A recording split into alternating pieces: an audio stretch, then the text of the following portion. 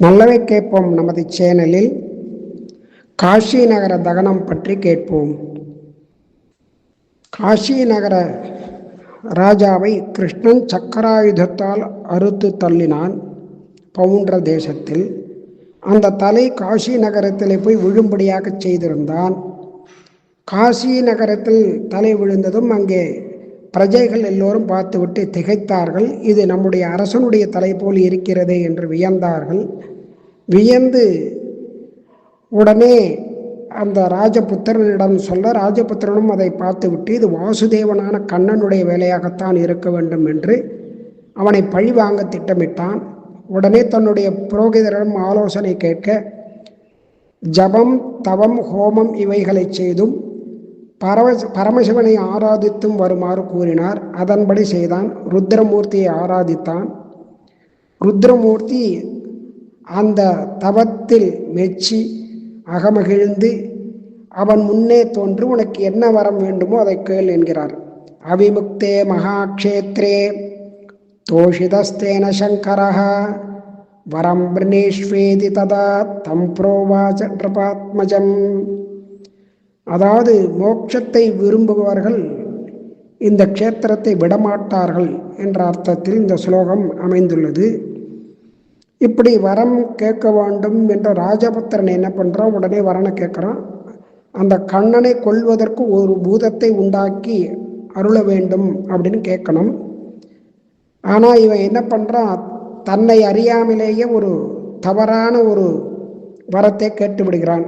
சவ்வரே பகவன்னே கிருத்யா பித்ருகந்தொர்வதாயமே சமுத்திஷ்டது கிருஷ்ணஸ்ய தொத்பிரசாதான் மகேஸ்வர. இந்த தந்தையை கொன்றதான அந்த கண்ணனை கொல்ல வேண்டும், அதற்கு பூதத்தை கொடு என்று கேட்பதற்கு பதிலாக தன்னையே வதம் பண்ணும்படியான ஒரு பூதத்தை கொடு என்று கேட்டுவிடுகிறான்.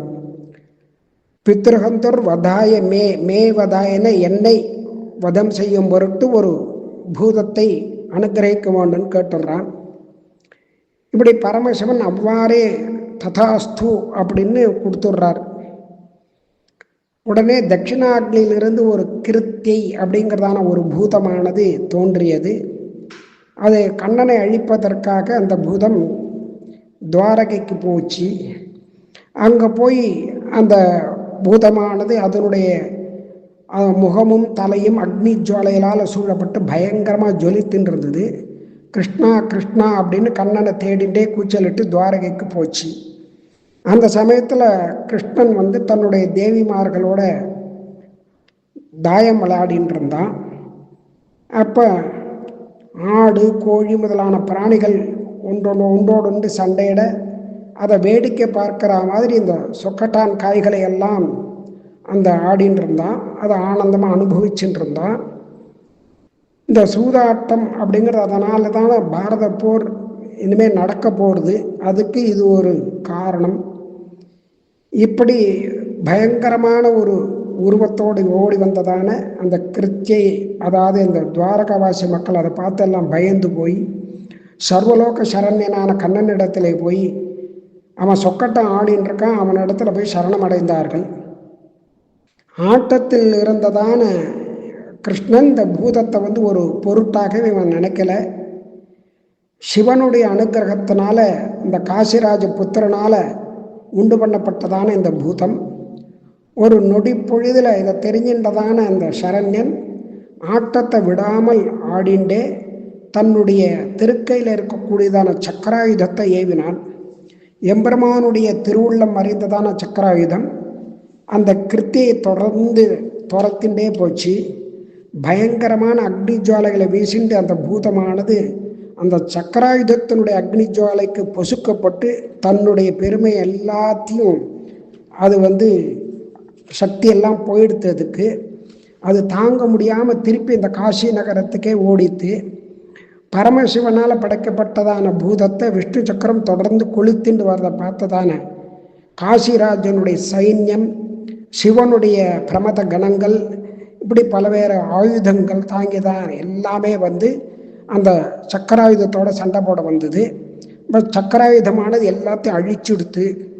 அதோடு நிற்காம காசி ராஜகுமாரன் அந்த காசி நகரம் யானை குதிரை முதலான எல்லாத்தையும் அதுகள் கட்டக்கூடியதான கொட்டில்கள் பொக்கிஷங்கள் வீடுகள் எல்லாம் நெருப்பு சூழ்ந்துடுது. சக்கராயுதமானது எல்லா இடத்தையும் சாம்பலாக்கி எடுத்து இப்படி விஷ்ணு சக்கரம் இந்த மாதிரி பண்ணித்து கண்ணனை அழிப்பதற்காக உருவாக்கப்பட்டதான அந்த பூதம் கண்ணனுடைய சக்கரத்தினால விஷ்ணு சக்கரத்தினால அழிக்கப்பட்டு அந்த காசி நகரமே சாம்பலாக போயிடுத்து.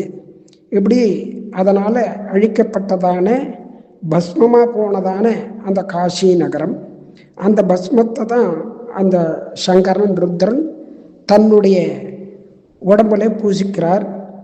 சந்தனத்விரதவாஜிபதாதி பிராஜ்ய சௌத பரிபாடி சமிர்தய சக்கரவண்ணி விபவேன ததாபூத் சந்திரசேகர விலேபன பூமா. அப்படி சந்திரசேகரருடைய அவருடைய அந்த திருமேனிக்கு சரீரத்துக்கு பூசும் சாம்பலாக அமைந்தது. இப்படி காசியில் இருக்கக்கூடியதான ரதங்கள், யானைகள், குதிரைகள், காலற்படைகள், இப்படிப்பட்டதான எல்லா சைன்யங்களும் எரிக்கப்பட்டெடுத்து இந்த மாதிரி ஒரு நல்ல காரணத்துக்கு ஒரு விஷயத்தை பயன்படுத்தா நல்லது நடக்கும், கெட்ட காரியத்துக்கு பயன்படுத்தினா கெடுதலே நடக்கும் அப்படின்னு தர்மசாஸ்திரம் சொல்கிறது. அந்த மாதிரி இந்த இடத்துல எல்லாத்தையும் நெருப்பானது அக்னியானது எல்லாத்தையும் கொளுத்தித்து, இதுக்கு இன்னொரு காரணமும் சொல்லப்படுறது. ஒரு கெடுதல் நடந்ததால் அந்த இடத்த தூய்மைப்படுத்துறது, சுத்தி பண்ணுறது அப்படிங்கிறதுக்கு அக்னியை தான் பயன்படுத்துறது வழக்கம். அதான் தர்மசாஸ்திரம் அப்படி சொல்கிறது. அந்த மாதிரி காசி நகரம் அசுத்தப்பட்டு இருந்ததுனால அந்த காசிராஜனாலையும் அந்த பவுண்ட்ரன் அப்படிங்கிறதான அவனுக்காக தான் உதவிக்கு போனான் அப்படிங்கிறதுனால இருந்ததுனால, அது மாத்திரம் இல்லாமல் அங்கே காசி நகரமே எல்லாம் இப்போ அழிக்கப்பட்டதுனால இந்த அக்னி எல்லாத்தையும் சுத்தம் செய்தது, தூய்மைப்படுத்தியது அந்த நகரத்தை. அப்படிப்பட்டதான நகரம் முக்தி தரும் நகரமாக, முக்தி தரும் நகரம், நகரெழில் முக்கியமாம் கட்சி அப்படிங்கிறார் ஆச்சாரியன். முக்கியமான கட்சி நகரத்தை சொல்லும்போது 7 நகரங்களில் காசி நகரமும் ஒன்று. இப்படி பகவானுடைய துவேஷிகள்னால விரோதிகள்னால ஆக்கிரமிக்கப்பட்டு அசுத்தம் அடைந்ததான அந்த நகரத்தை விஷ்ணு சக்கரமானது தன்னுடைய ஜுவாலைகளால் எரித்து சுத்தப்படுத்தியது, தூய்மைப்படுத்தியது. க்ஷேத்திரம் ஏதத் அவிமுக்த சமாக்கியம் முக்தியோக்கியம் உபசிருஷ்டமயோக்யைஹி இத்யவேக்ஷ தகனேன ததர்ஹாம் சம்ஸ்கிரியாமிவ சகார சுதிருஷ்டிஹி அப்படின்னு சுவாமி தேசிகன் சாதிக்கிறார். இப்படி எம்பெருமானுடைய அனாயாசமான, அதாவது சொக்கட்டான் விளையாடின்னு இருக்கும் பொழுதே அந்த விளையாட்டோட விளையாட்டாக பண்ணினதான இந்த காசி நகர தகனம், அதில் விளையாட்டாக பண்ணினதே இப்படி இருக்குது அப்படின்னா அவன் முழுசாக கவனித்து பண்ணான்னா இப்படி நடந்திருக்குமோ. அக்ஷேஷு சக்த மதினாச்ச நிராதரேன வாராணசீஹரபுரி பவதா விதக்தா அப்படின்னு கூறத்தாழ்வான் அனுபவிக்கிறார். விளையாட்டாகவே இப்படி பண்ணியிருக்கீர், இதை முழு ஸ்ரத்தையாக ஒரு காரியத்தை முயற்சியோடு பண்ணால் அது எப்படி இருக்கும். அதனால் சத்துருக்களையும் சத்ருவனுடைய நகரத்தையும் முற்றிலுமாக அதை எரித்து முடித்த போது சக்கராயுதத்துக்கு அந்த கோபமானது தனியவே இல்லையா.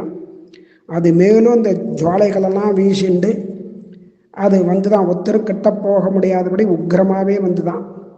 இம்மாதிரி இந்த விரோதிகளெல்லாம் மேலே அழிக்க ஆவல் கொண்டதாக பிரகாசத்தோட எம்பெருமானுடைய திருக்கையில் அது சுழண்டுண்டே இருந்தது அப்படின்னு மகரிஷி வர்ணிக்கிறார். இப்படி எம்பெருமான் மனித குலத்தில் அவதாரம் பண்ணியிருந்தாலும் கூட தேவசிரேஷ்டனான ருத்ரன் முதலானோரை விட மேம்பட்டவன். அதாவது யார் தவறு செய்தாலும் அவனை அழிக்கக்கூடியவன், தண்டிக்கக்கூடியவன், சிக்ஷிக்கக்கூடியவன், அனுக்கிரகம் பண்ணக்கூடியவன் அப்படிங்கிறத இங்கே காண்கிறார். அதனால் பக்தி ஒன்று இருந்தால் போரும். இதை திருமழிசை ஆழ்வாரும் சொல்கிறார். காசி மன்னன் முதலானோரை நாசம் செய்து தேவதேவனாக விளங்கும் கண்ணன் அப்படின்னு. காய்சினத்த காசி மன்னன் வக்ரன் பௌண்டிரன் மாசினத்த மாலிமான் சுமாலி கேசி தேனுகன் நாசமுற்று வீழனால் கவர்ந்தனின் கடற்களால் நேசபாசம் இத்திரத்தும் வைத்திடேன் எம் ஈசனே அப்படின்னு அப்பேற்பட்டதான உன்னிடத்திலேயே என்னுடைய பக்தியானது நான் ஈடுபடும் பக்தியானது மேலும் மேலும் பெருக வேண்டும், நீ எனக்கு அனுகிரகம் பண்ண வேண்டும் அப்படிங்கிறதான பக்தி உன்னிடத்தில் தான் நான் செலுத்துவேன்னு சொல்கிறார். மற்றவை நாளை கேட்போம்.